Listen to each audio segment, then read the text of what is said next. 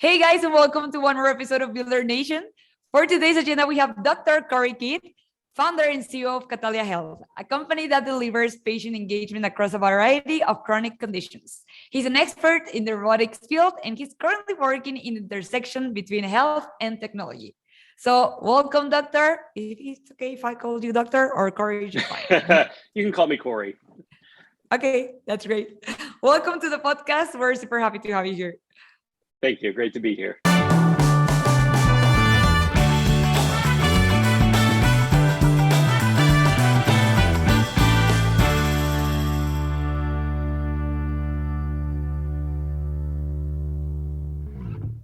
Okay, so why don't we start by, hearing about your story? How did you first got into robotics? I mean, I know and I noticed that you have been in the healthcare industry for about 20 years now or so, right? A long time, yes. Yeah, so my career has been focused on the intersection of healthcare and technology, and really been about, how do we build things for patients to help, better engage them in their own care, be able to scale healthcare, particularly been focused on people dealing with chronic conditions. And one of the big challenges is simply having enough time from doctors and nurses and other clinicians. So how do we leverage technology to do that? And over the last 20 or 25 years, I've used a lot of different technologies, whether it's smartphone apps or smart speakers that have now become quite common, sensors that we might use in the home or another environment to tell something about a person, or obviously robots. Looking at different applications of these technologies to really help to, again, engage patients and connect them in their care.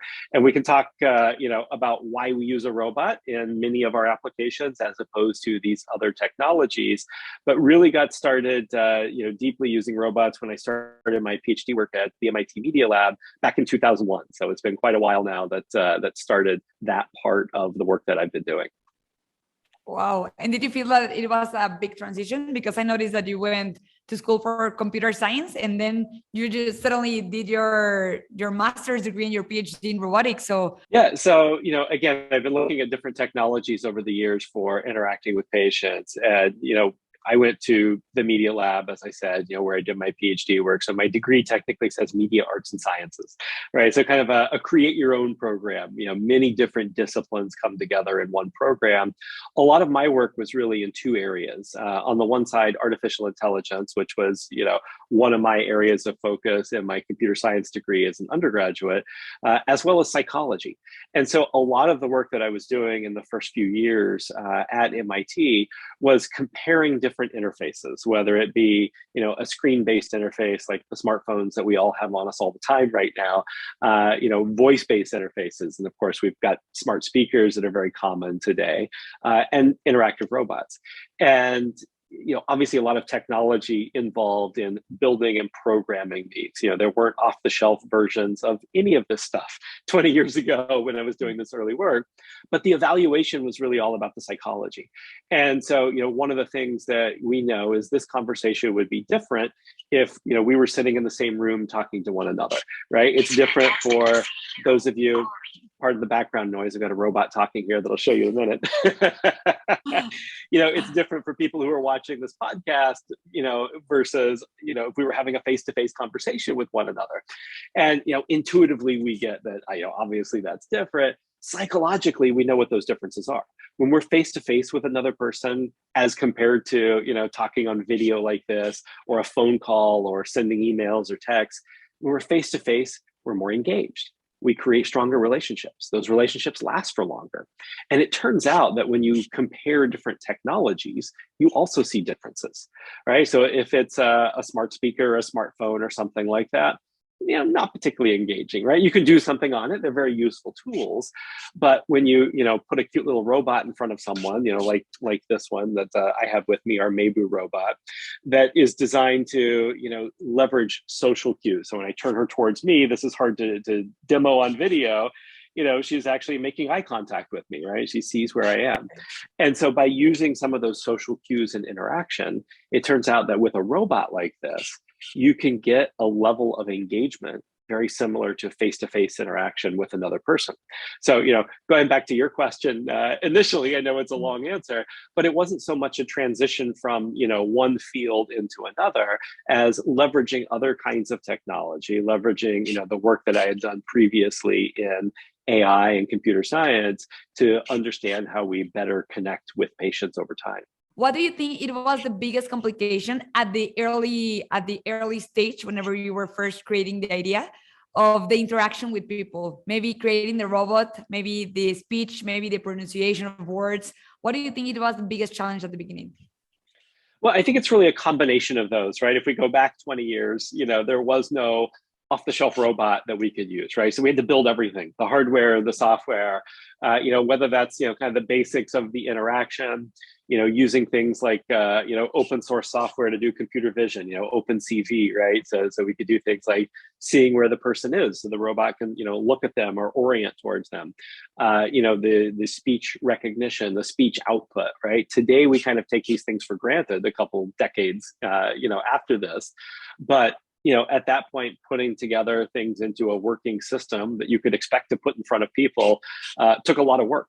The culmination of my academic work was in 2007 is when I finished my PhD, did a randomized controlled trial where I actually built a bunch of robots and put them in patients' homes, right? So this was no longer a laboratory setting, right? We had to build something that would work well enough that we could leave it with someone for a month or two and expect it to function.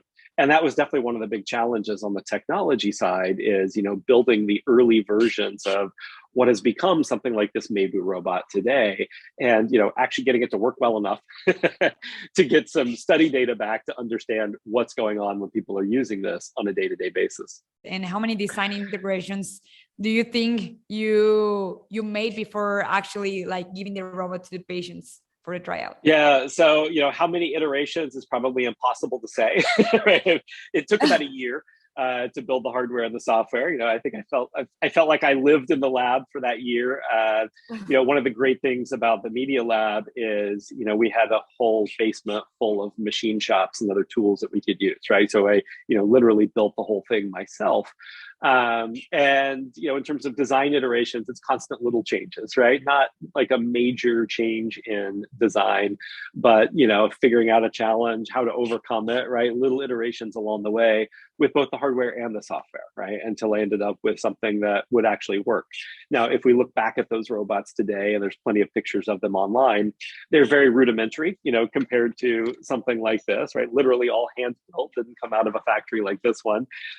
Much bulkier, right? Just the kind of technology that we were using. This was before what we think of as our current smartphones, right? This is the year before a lot of these came out. There were certainly early versions of that, but the kind of, computer hardware that was available to even put into this was not quite as refined or as small or easy to use as a lot of the things that we have available today. And I mean, talking about the mechanical side, can you walk me, since you have the robot there, does it need any kind of cable? Does it need Wi-Fi, batteries? How does it work? Yeah, so let me walk you through the setup process for a patient first. So, we ship this robot to the patient in the mail, comes in a box. The setup process is take it out of the box and plug it into power. That's it.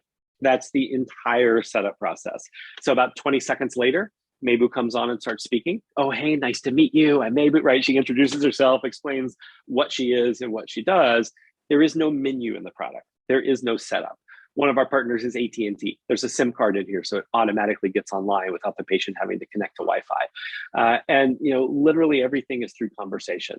So very simple in terms of the patient interaction side. So of course that means a lot of work in the development of it. Now, robotically, fairly simple. Let me just wake her up again here. All right, so you can kind of see, and again, this is hard to demo because she's looking for faces. So she moves around when I face her towards me. She won't so much when I move her towards the camera. And so, we've got a handful of motors in the head. So, the base just sits on a countertop or a tabletop. We see our patients put these all over the place. So she can blink and wink. She can move her head around, right? So full range of motion of the head and the eyes. And again, what we're focused on here is allowing for appropriate social interaction, right? Obviously, this is not a robot that's going to physically do something in your house. It's not going to go pick up your medication or clean your floor or go get something for you, right? It's not going to walk around or do anything like that. It's really about the communication, the appropriate communication between the person and the robot. As you can also see, there's a screen on the front. And so you could probably kind of hear, I've got my AirPods in, so you can kind of hear her speaking, probably not very well. But whenever she speaks out loud, she's also showing what she's saying on the screen. And there's a few reasons. Oops, hit a button there. I'll talk about those in a second. So, when she's speaking out loud, showing what she's saying on the screen, some of our patients are older, right? As we get older, we might need glasses or a hearing aid, right? So one or another modality might not be as good as we were young. Having both together makes it easier to understand, easier to follow. And it's also a bit of a matter of patient preference, right? Being able to understand, I'd rather read or I'd rather listen. Similarly, so let's let her say hi here. Something quite interesting about frogs. Can I tell you about it? So she's got some, fun little quotes and stuff, right? It's not purely about medicine or, medication or disease or whatever it might be, but it's really about interacting with the patient. So she was speaking out loud, showing what she's saying on the screen. I can always respond if I'm the patient by speaking to her, right? Everything can be done conversationally, but you can see there's also some buttons on the screen. And there's a couple of reasons for this. One is, again, about preference, right? I might prefer, instead of talking to her, to press a button, but as I mentioned a few minutes ago, there's no need for an instruction manual or, any complex setup process. This is also an implicit way to give guidance to the patient to what they can say, right? So if I'm the person using this, it's not an open-ended conversation. That's a very deliberate decision that we've made, and also, reflects where we sit in terms of the regulatory environment, right? We're in healthcare. It's not easy to just do anything with a patient, particularly working, around particular drugs and diseases with patients. So, with these buttons, we can also give the person who's using this an indication of the kind of thing they can say. So of course they can always say exactly what's on the button or something similar, right? So this is kind of how we keep the conversation going with that individual. So it's really like it all comes down to facial recognition and also the eye contact, right? Because at the end of the day, they know if someone is talking to them, not only by seeing them, but hearing them as well. Wow, exactly. This is amazing. Okay. And are there any critical challenges in the project development that you faced when it comes to the procurement process? At the beginning, whenever you were first building the first robots? On the hardware side, you mean? Or yes, the hardware side. Yeah. At the beginning, no, the last couple of years with the pandemic, it's certainly gotten more challenging, right? Managing the logistics of getting all of the components, going through the manufacturing process. We have a contract manufacturer that we've worked with for a number of years in southern China. And when we produced, the one that I have in front of me now, our earlier version of this robot, it was fairly straightforward, typical manufacturing process, right? We do the design remotely, early prototypes, and then we go spend time in the factory, right? Debugging as we set up for mass production. And that can take a couple of weeks, right? As you solve all those last problems to get things set up for production. That same thing that would typically take a couple of weeks, we've been working on for the last approximately 7 months for the next version of this, right? So just much more challenging when you can't physically go and be there with people to solve these problems, not to mention the supply chain issues that I think we're all quite familiar with right now. Just sourcing some of the components that, we'd already identified prior to the pandemic. For us, we're not constantly iterating on the hardware, right? A new design of the hardware is something we do about every 2 to 4 years, because it's mostly on the software and building the program side. But we had designed a new version of this just prior to the pandemic, right? So all the components were identified. And then once it was time to actually go into manufacturing last year, of course, very different world in terms of actually being able to, source the appropriate quantities, get reasonable prices, the logistics of getting those to the factory, the logistics of getting finished product out of the factory to us. So yeah, a lot of complications recently. And I mean, the biggest technical challenge that you have ever solved when it comes to the hardware part? I think there's sort of an intersection of challenges. For us, we're not selling a product, right? We don't sell these robots. we build and sell a service, right? We sell care management programs. And so part of what that means is, we're not selling this robot. We actually technically own all the robots that are out in our patients' homes. And so we try to keep this as a fairly low cost device. So there's that intersection of, trying to build something that's fairly low cost, but at the same time, very robust, right? That is going to stand up to not only the shipping, right, but any abuse it might take, in patients' homes. We've heard stories about cats knocking them over, kids trying to play with them, right? So things happen to these, and we expect that. And so you put all these things together, and it can be challenging, right, to build something that's going to be durable and robust, has multiple degrees of freedom, so 7 degrees of freedom in this robot, and then layer that with the software that just needs to work. Right? We don't want to have the expectation that people using this have to do anything to it or with it, right? So there shouldn't be, having to perform updates on it or do any setup or, anything technical whatsoever. To the people that we support, the patients who are using this should just be a thing that comes on and talks to them, right? As simple as that. And so that does lead to a lot of complications in building it, right? Really at the intersection of the hardware and the software, right? And making sure that all of this works really seamlessly together. Totally. And where can people find it? I believe it's now in the market, right?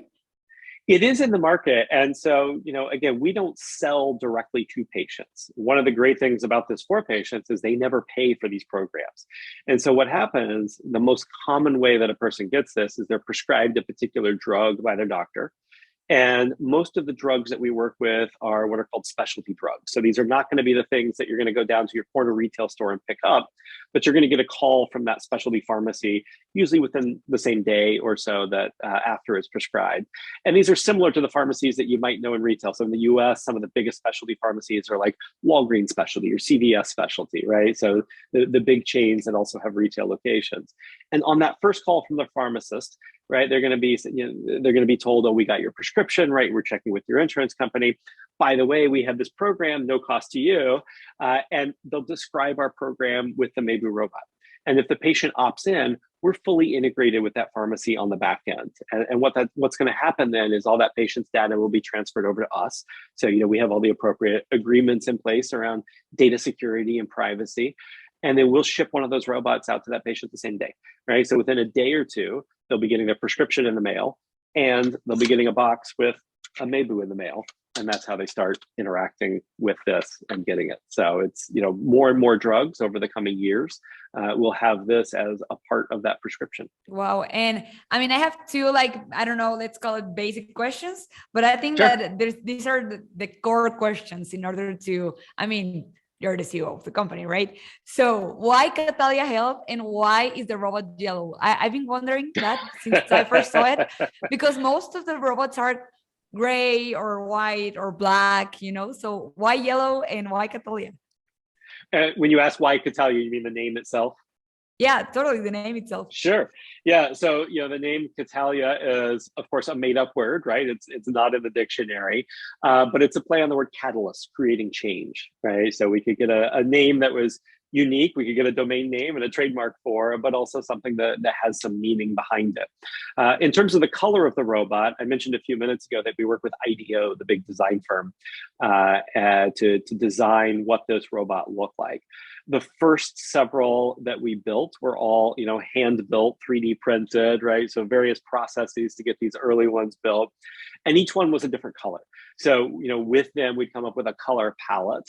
And, the first, I forget, probably 6, 7, 8 of them were different colors. And we put them in front of patients. And this one, the yellow, actually tested best with patients. As we scale up, we'll start offering this in other colors, right? There may be custom ones for certain, customers or partners of ours. In certain programs, we may let patients choose which color they want. But right now, this has become sort of the iconic color of Maybu here, the yellow robot. Whoa, no, it's great. I mean, do you have any last advice for future engineers, people starting their companies, starting their robotics company, or people who just want to be an entrepreneur? Well, for people starting robotics companies, I've been fortunate to be able to advise a number of other entrepreneurs as they're getting started. And I think really one of the key things to think about is, what's the problem you're solving, right? In this conversation, we've talked more about healthcare than about technology. And I think that's really important, right? If you're going to build a successful company, make sure you know what that problem is that you're trying to solve, and make sure then that whatever technology that you're using to help support that solution is the right thing for doing that, right? And I think this is one of the challenges we've seen in robotics companies over the last 10 or 15 years is, starting a quote unquote robotics company as opposed to starting a company that solves a particular problem. I think this is, Catalia Health is going on 8 years old now. And this is the thing that has let us, keep going, right? We're focused on solving very particular healthcare problems. Robotics happens to be an important part of the solution, but we don't think of ourselves as a robotics company. We're a healthcare company first and foremost. And yes, there's a lot of technology that supports that solution, but it's really about, defining what is the problem and what is our solution to that problem. With that, I'm fairly easy to find online, whether it be LinkedIn or Twitter. So, if you're starting a company, particularly in healthcare technology, please reach out. Be happy to talk to you. Oh my God. Thank you so much. Thank you so much, Doctor. I was actually going to ask you, if do you have any social media handles, but I think that LinkedIn might be the best way to go. Yeah, LinkedIn and Twitter, I'm quite easy to find. Yeah. Perfect. Thank you. And thank you so much for being here, Doctor. Remember, guys, that you can also find more information, interesting articles, or interviews just like this one directly on our website, ControlHub/builder-nation. We will be super happy to have you here.